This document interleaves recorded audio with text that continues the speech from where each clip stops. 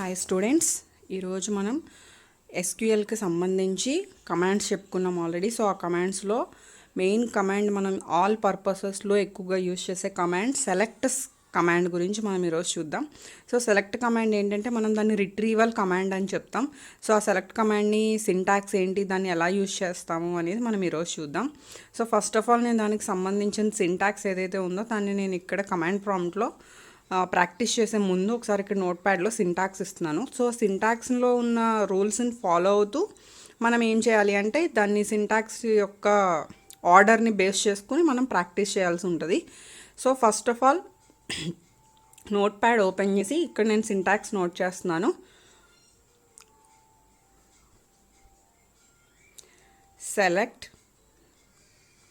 Select అనేది command name space columns list.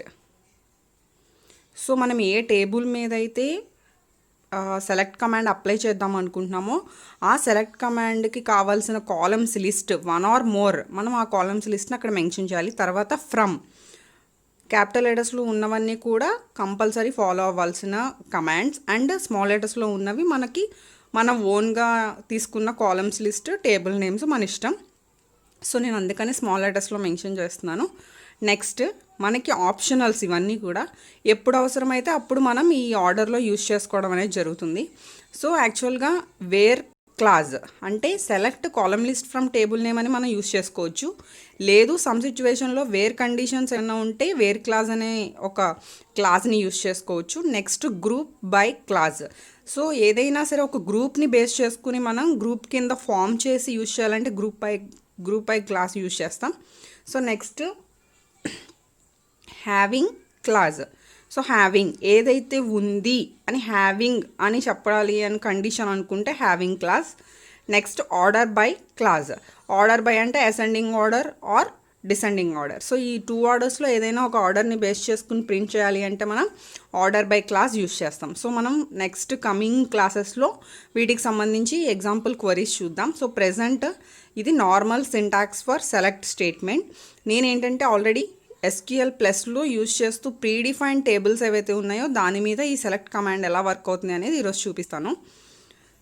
So నేను ఇప్పుడు ప్రెజెంట్ నా సిస్టంలో ఉన్న SQL ప్లస్ అని ఒక ఎడిటర్ని ఓపెన్ చేశాను. సో ఒరాకిల్ ఎలా ఇన్స్టాల్ చేసుకోవాలి ఏంటి అనేది నేను ఆల్రెడీ ఒక వీడియో అప్లోడ్ చేసి పెట్టాను, దాన్ని ఒకసారి చెక్ చేసుకోండి. సో దాని ప్రకారం మనం ఇన్స్టాల్ చేసిన తర్వాత దానికి SQL ప్లస్ అని ఒక ఆప్షన్ వస్తుంది. సో SQL ప్లస్లో enter user name HR, enter password. నా పాస్వర్డ్ ఎంటర్ చేయగానే మనకి డేటాబేస్ కనెక్ట్ అయింది. సో డేటాబేస్ కనెక్ట్ అయ్యి మనకి ఇక్కడ SQL అనే ప్రాంప్ట్ వచ్చింది. ఇక్కడ ఇప్పుడు నేను ఏం చేస్తున్నాను, సెలెక్ట్ ఆస్ట్రిక్ ఫ్రమ్ ట్యాబ్ అంటే బై డిఫాల్ట్గా మనకి ఎన్ని టేబుల్స్ అయితే ఉన్నాయో అన్ని టేబుల్స్ లిస్ట్ అనేది మనకి డీటెయిల్గా వస్తుంది. సో ఇక్కడ అబ్జర్వ్ చేస్తే టేబుల్ వ్యూ అంటే వ్యూస్, టేబుల్స్, ఏ ప్రొసీజర్స్ ఏ ఉన్నా కూడా మనకి సెలెక్ట్ ఆస్ట్రిక్ ఫ్రమ్ ట్యాబ్ అనే కమాండ్ ద్వారా మనకి మొత్తం షో అవుతాయి.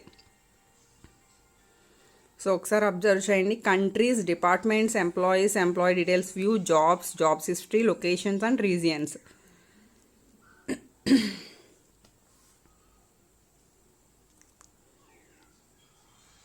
So total 8 tables. Table name, table type, cluster ID. Okay, ఇక్కడ టోటల్ మనకి 3 టేబుల్స్ అలానే 4 టేబుల్స్, టోటల్ 7 టేబుల్స్, 1 వ్యూ ఉంది. ఇప్పుడు నేను సెలెక్ట్ ఆస్ట్రిక్ ఫ్రమ్ ఏదైనా ఒక టేబుల్ తీసుకుందాం. సో నేను జాబ్స్ అనే టేబుల్ తీసుకున్నాను. సెలెక్ట్ ఆస్ట్రిక్ ఫ్రమ్ జాబ్స్ అంటే ఆస్ట్రిక్ రిఫర్స్ ఆల్ అంటే జాబ్స్ అనే టేబుల్లో ఉన్న ఆల్ ఫీల్డ్స్, ఆల్ రోస్ మొత్తం కూడా మనకి షో ఆఫ్ చేస్తుంది. సో దానికే మనం యూజ్ చేస్తాం select asterisk. Okay, next job ID. First జాబ్స్లో ఉన్న కాలమ్స్ ఏంటి, job ID, job title, min salary, max salary. So ఏ జాబ్ ఐడికి ఏ జాబ్ టైటిల్ ఇచ్చాం, ఏ జాబ్ టైటిల్కి మినిమం శాలరీ ఎంత, మ్యాక్సిమం శాలరీ ఎంత అనేది మనం ఇక్కడ చూసాం.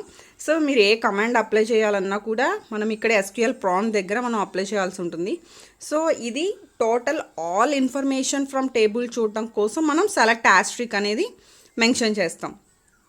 సో నెక్స్ట్ పర్టికులర్ ఫీల్డ్స్, మనం ఏవైనా కొన్ని పర్టికులర్ ఫీల్డ్స్ కోసం మాత్రమే చూడాలి అంటే ఓన్లీ ఏదో ఒక పర్టికులర్ ఐడి అంటే సెలెక్ట్ ఆస్ట్రిక్ ఇస్తే ఆస్ట్రిక్ అనేది ఆల్ కాబట్టి మొత్తం టోటల్ ఇన్ఫర్మేషన్ వచ్చేస్తుంది. అలా కాకుండా ఏదైనా ఒక పర్టికులర్ ఐడి, ఒక పర్టికులర్ కాలమ్ డీటెయిల్స్ చూడాలి అంటే కనుక మనం ఆ కాలమ్ నేమ్ని అక్కడ మనం మెన్షన్ చేయాలి. సో నెక్స్ట్ కమాండ్ ఓన్లీ కాలమ్కి ఇస్తున్నాను. Select space job ID. So same as టీజ్ టేబుల్లో కాలమ్ నేమ్ ఎలా అయితే ఉందో same small letters capital letters same as టీజ్ మనం అలానే ఇవ్వాలి. So select job ID from job అంటే ఓన్లీ జాబ్స్, మనకు అక్కడ టేబుల్ నేమ్ కూడా కంపల్సరీ మ్యాచ్ అవ్వాలి. సో ఇక్కడ ఓన్లీ కాలం ఒకటే అడిగాను నేను. ఏ కాలం అడిగాను? జాబ్ ఐడి అనే కాలం అడిగాను. సో ఓన్లీ ఆ కాలం డీటెయిల్స్ వరకు మాత్రమే మనకి ప్రింట్ అవుతాయి. సో నెక్స్ట్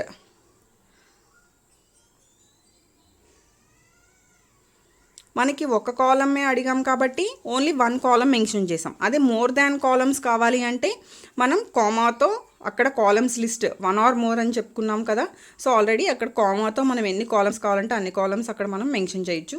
సో ఇప్పుడు నేనేం చేస్తున్నానంటే select job underscore ID comma min underscore salary. మీరు ఇక్కడ మాత్రం ఒక పాయింట్ గుర్తుపెట్టుకోవాలి, కాలమ్ నేమ్ అనేది కంపల్సరీ యాజ్ టీజ్ అక్కడ పైన ఎలా అయితే ఉందో అలానే ఇవ్వాలి. టేబుల్ నేమ్ కూడా అంతే. సో నేను 2 కాలమ్స్ ఇచ్చాను with comma job ID min salary. 2 details అనేవి మనకి వచ్చేసాయి. సో ఇక్కడ దీని యూసేజ్ ఏంటి అంటే రిట్రీవింగ్ డేటా. అంటే ఒక టేబుల్లో ఉన్న డేటాని మనం ఎన్ని టైప్స్లో వ్యూ చేయాలి, ఎన్ని కండిషన్స్లో వ్యూ చేయాలి అంటే మనం అన్ని కండిషన్స్లో కూడా వ్యూ చేసుకోవచ్చు. సో మీరు అప్ అండ్ డౌన్స్కి ఇబ్బందిగా ఉంది అనుకుంటే మళ్ళీ ఒకసారి టేబుల్ ఇన్ఫర్మేషన్ చూడండి, టోటల్ ఇన్ఫర్మేషన్. సో ఇక్కడ again where condition, some particular conditions మీద మనం యూజ్ చేయాలి అంటే మనం ఇక్కడ వేర్ కండిషన్ కూడా యూజ్ చేయొచ్చు. సో మ్యాక్స్ శాలరీ మీద నేను ఇప్పుడు already select job underscore ID from అంటే ఓన్లీ జాబ్ ఐడి మాత్రమే నేను రిక్వైర్మెంట్ తీసుకుంటున్నాను జాబ్స్ నుంచి. ఎవరి జాబ్ ఐడి కావాలి అని అడుగుతున్నాను, ఎవరి జాబ్ ఐడి కావాలని అడుగుతున్నాను అంటే సో మనకి ఇక్కడ where clause. So select column list from table name తర్వాత మనకి వేర్ క్లాజ్ ఉంది. సో ఫస్ట్ వేర్ క్లాజ్ ఎలా యూజ్ చేయాలి అనేది ఈరోజు చూద్దాం. సో వేర్ క్లాజ్ అంటే where condition, some particular conditions గురించి చెప్పేటప్పుడు మనం వేర్ అనే ఆప్షన్ యూజ్ చేస్తాం. సో వేర్ నేను ఒక పర్టికులర్ కండిషన్ మీద తీసుకుంటున్నాను. ఏ కండిషన్ అంటే మ్యాక్స్ శాలరీ అనే కాలంలో ఎవరికైతే గ్రేటర్ దాన్ 9,000 శాలరీ. సో ఎవరికైతే గ్రేటర్ దాన్ 9,000 శాలరీ అయితే ఉందో ఆ 9,000 శాలరీ కన్నా ఎక్కువ ఉన్న మ్యాక్సిమం శాలరీ యొక్క జాబ్ ఐడీస్ మొత్తం కూడా నేను అక్కడ షో ఆఫ్ చేశాను. సో అంటే select job ID from jobs where max salary greater than 9,000. So 9,000 కన్నా ఎక్కువ ఎవరైతే ఉన్నారో వాళ్ళ డీటెయిల్స్ మొత్తం కూడా మనకి జాబ్ ఐడి అంటే నేను ఓన్లీ 1 కాలం డీటెయిల్స్ మాత్రమే అడిగాను జాబ్ ఐడి. సో ఆ జాబ్ ఐడి ఒక్కటే మనకి అక్కడ షో అయింది. సో నెక్స్ట్ అలానే select asterisk from jobs where job ID equal to. So ఇక్కడ నేను పర్టికులర్ జాబ్ ఐడి యొక్క టోటల్ ఇన్ఫర్మేషన్ గ్యాదర్ చేద్దాం అనుకుంటున్నాను. సో ఇక్కడ స్టాక్ క్లర్క్కి ST_ క్లర్క్ ఉంది. సో ST_ సో ఓకే ఇక్కడ ST మేనేజర్ తీసుకున్నాను. బట్ ఇక్కడ STMAN అనేది ఎర్రర్ చూపిస్తుంది. ఎందుకు ఐడెంటిఫైర్ ఎర్రర్ చూపిస్తుంది అంటే అది క్యారెక్టర్ ఫామ్లో ఉంది. సో క్యారెక్టర్ ఫామ్లో ఉన్నప్పుడు మనం దాన్ని కొటేషన్స్లో పెట్టాలి. సో కొటేషన్స్లో పెట్టాలి. లేదు ఫస్ట్ ఆఫ్ ఆల్ కొటేషన్స్లో పెట్టకుండా మనం అది ఏ టైప్ ఆఫ్ డేటా అనేది మనం చూడాలి అంటే ఓకే డబుల్ కొటేషన్స్ కాదు సింగిల్ కొటేషన్ సారీ. సో ఇక్కడ ఫస్ట్ ఆఫ్ ఆల్ మనం డేటా యొక్క డిస్క్రిప్షన్ చూడాలి అంటే మనం DESC అనే కమాండ్ యూజ్ చేస్తాం. So DESC jobs. So jobs కేటగిరీకి ఏ కాలంకి ఏ డేటా టైప్ యూజ్ చేశారు అనేది మనకు క్లియర్గా వచ్చేస్తుంది. సో ఇక్కడ యూజ్ చేసిన కమాండ్ వచ్చి varchar. డేటా టైప్ కూడా ఉంటుంది ఈచ్ అండ్ ఎవ్రీ కాలంకి. సో అక్కడ యూజ్ చేసిన డేటా టైప్ ఏంటి అంటే varchar 2. So varchar 2 means characters అంటే కంపల్సరీ మనం కొటేషన్స్లో ఇవ్వాలి. ఇక్కడ ఏదైనా కూడా మనం సింగిల్ కొటేషన్లో మెన్షన్ చేస్తాం. సో కాబట్టి సింగిల్ కొటేషన్లో మనం ఇక్కడ STMAN అనేది ఇస్తే కనుక ఇక్కడ మనకి రిజల్ట్ అనేది వస్తుంది. So select asterisk from jobs where job ID equal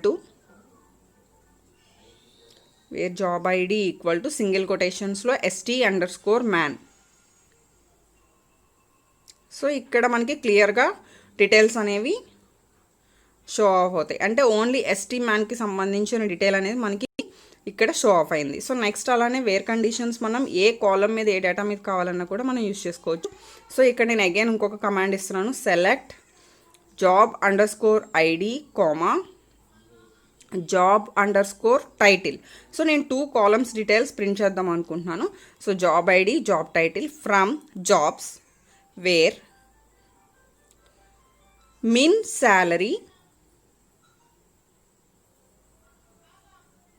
min salary is less than 5,000. అంటే 5,000 కన్నా ఎవరికి మినిమం శాలరీ ఉందో నేను డీటెయిల్స్ చూద్దాం అనుకుంటున్నాను. సో వాళ్ళ యొక్క జాబ్ ఐడీస్, వాళ్ళ యొక్క job title. So first of all మీరు డీటెయిల్స్ చూడాలి అనుకుంటే మనం ఈ ఆపరేషన్స్ ఇస్తాం.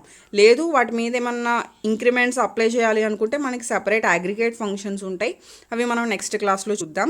సో ప్రెజెంట్ మనం డీటెయిల్స్ చూడాలి అంటే కనుక సేమ్ ఇక్కడ ఇస్తాం. సో వీళ్ళకి మినిమం శాలరీ ఎంత మనం మళ్ళీ పైకి వెళ్ళి చెక్ చేసుకోకుండా పక్కనే మనం మినిమం శాలరీ కాలం కూడా మనం ఇచ్చామనుకోండి. సో పక్కనే job ID, job title, minimum salary. So ఇక్కడ ఒకసారి అబ్జర్వ్ చేయండి, మనం ఇచ్చింది 5,000 లెస్ దాన్. సో 5,000 కన్నా బిలో ఎవరైతే ఉన్నారో మినిమం శాలరీ వాళ్ళందరూ కూడా మనకి విత్ జాబ్ ఐడి, జాబ్ టైటిల్తో మనకి ఇక్కడ షో ఆఫ్ అయ్యారు. సో అలా మనం ఏంటంటే వేర్ అనే ఒక క్లాస్ యూజ్ చేసి number of conditions, number of columns మీద, నెంబర్ ఆఫ్ థింగ్స్లో మనం అప్లై చేయొచ్చు. So one more, select job underscore ID from jobs